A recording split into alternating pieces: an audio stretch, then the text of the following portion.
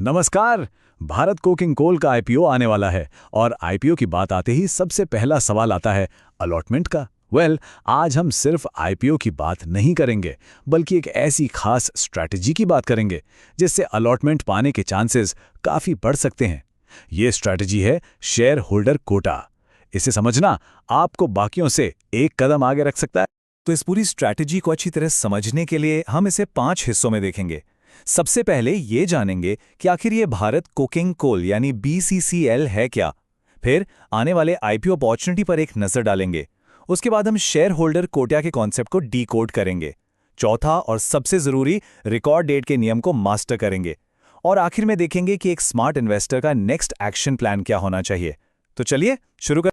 Alright, तो सबसे पहले कंपनी को ही समझ लेते हैं। आखिर ये भारत कोकिंग कोल है क्या और करती क्या है। तो देखिए, भारत कोकिंग कोल लिमिटेड, जिसे हम शॉर्ट में बीसीसीएल कहेंगे, ये एक सरकारी कंपनी है, मतलब एक पीएसयू। इसका मेन बिजनेस है कोकिंग कोल की माइनिंग करना। अब ये कोकिंग कोल क्या है? ये वो कोयला है जो स्टील बनाने में, खासकर ब्लास्ट फर्नेस में, एक बहुत ही जरूरी रॉ मटेरियल की तरह काम आता है। कंपनी के जो ज्यादातर ऑपरेशंस हैं वो झारखंड के धनबाद और झरिया कोल फील्ड्स में हैं। अब यहां पर एक बहुत इंटरेस्टिंग एंगल आता है। बीसीसीएल की एक पेरेंट कंपनी भी है और वो है कोल इंडिया लिमिटेड। कोल इंडिया के बारे में तो हम सब जानते हैं। ये भारत की सबसे बड़ी कोल प्रोड्यूसर है और एक महारत्न पीएसयू है। महारत्न का टैग सिर्फ सरकार की टॉप टियर, सबसे बड़ी और भरोसेमंद कंपनियों को ही मिलता है। तो सवाल ये है कि ये कनेक्शन कितना मजबूत है। भारत कोकिंग कोल कोल इंडिया की 100% ओन्ड सब्सिडरी है। जी हां, पूरे 100%। इसका मतलब इसका पूरा का पूरा मालिकाना हक कोल इंडिया के पास ही है। तो कॉर्पोरेट स्ट्रक्चर अब बिल्कुल साफ हो जाता है। एक तरफ है पेरेंट कंपनी कोल इंडिया, जो स्टॉक मार्केट में ऑलरेडी लिस्टेड है, और दूसरी तरफ है उसकी सब्सिडियरी बीसीसीएल, जिसका अब आईपीओ आने वाला है। कॉर्पोरेट वर्ल्ड में इस तरह के मूव को वैल्यू अनलॉकिंग कहते हैं। इसका सीधा सा मतलब है कि सब्सिडियरी को अलग से लिस्ट करवाकर पेरेंट कंपनी के लिए उसकी छिपी हुई वैल्यू को मार्केट के सामने लाना। ऑलराइट, कंपनी के बारे में तो समझ लिया। अब आते हैं मेन पॉइंट पर, आईपीओ अपॉर्चुनिटी। देखते हैं कि ये आईपीओ कब तक आ सकता है और अभी हमारे पास क्या क्या डिटेल्स हैं।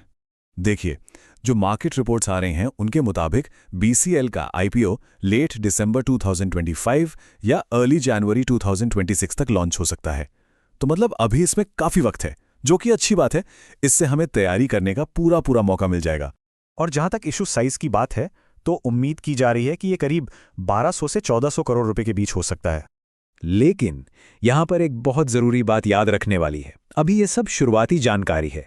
कंपनी ने ऑफिशियली ना तो प्राइस बैंड अनाउंस किया है, ना ही एग्जैक्ट आईपीओ डेट्स, और सबसे इंपॉर्टेंट डॉक्यूमेंट यानी आरएचपी या रेड हेरिंग प्रोस्पेक्टस, वो भी अभी आना बाकी है।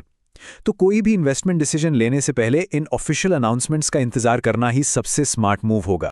ओके, तो अब हम उस सेक्शन पर आते हैं जो इस पूरी चर्चा का अ गेम चेंजर हो सकता है, the shareholder quota advantage. इसे आप आईपीओ अलॉटमेंट के लिए एक तरह का सीक्रेट वेपन भी कह सकते हैं। तो अब इस हिस्से को हम थोड़ा धीरे और बहुत ध्यान से समझेंगे।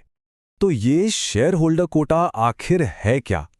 देखिए, बहुत सिंपल है। जब कोई कंपनी अपनी सब्सिडरी का आईपीओ लाती है, तो वो आईपीओ का एक छोटा सा हिस्सा, एक रिजर्व्ड पोर्शन, अपनी पेरेंट कंपनी के एग्जिस्टिंग शेयर होल्डर्स के लिए अलग रख देती है। बस इसी रिजर्व्ड हिस्से को शेयर होल्डर कोटा कहते हैं। अब इसका फायदा क्या है? फायदा बिल्कुल सीधा है। रिटेल कैटेगरी में सोचिए, लाखों लोग अप्लाई करते हैं तो कंपटीशन बहुत हाई होता है, अलॉटमेंट मिलना मुश्किल होता है। लेकिन शेयर होल्डर कैटेगरी में सिर्फ पेरेंट कंपनी के शेयर होल्डर्स ही अप्लाई कर सकते हैं, तो जाहिर है कंपटीशन काफी कम हो जाता है और अलॉटमेंट मिलने के चांसेस वो काफी बेहतर हो जाते हैं। और सबसे मजेदार बात जानते हैं क्या है?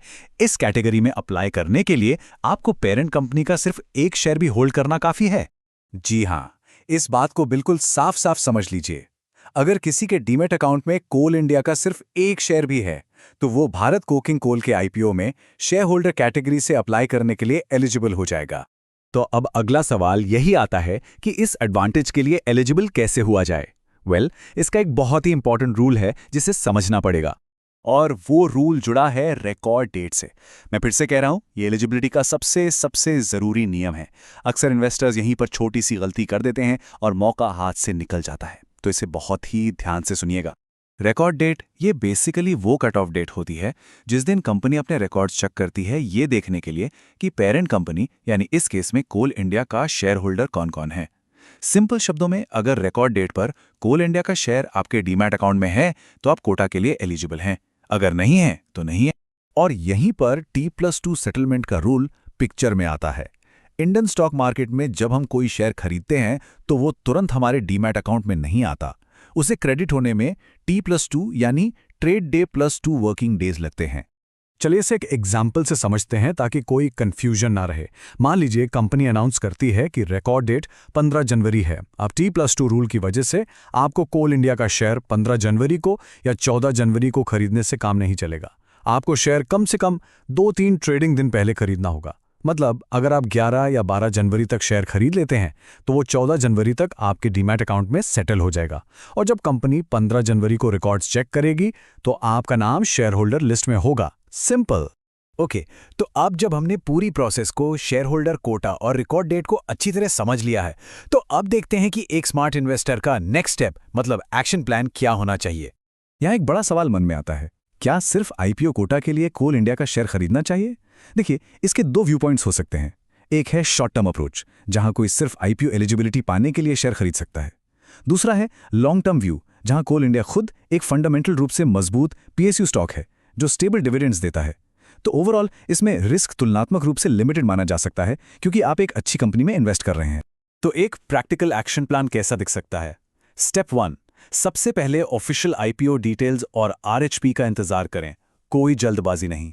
स्टेप 2, तब तक कोल इंडिया के शेयर को अपनी मार्केट वॉच लिस्ट में ऐड कर लें। स्टेप 3, रिकॉर्ड डेट की अनाउंसमेंट पर पैनी नजर रखें, यह सबसे क्रूशियल है।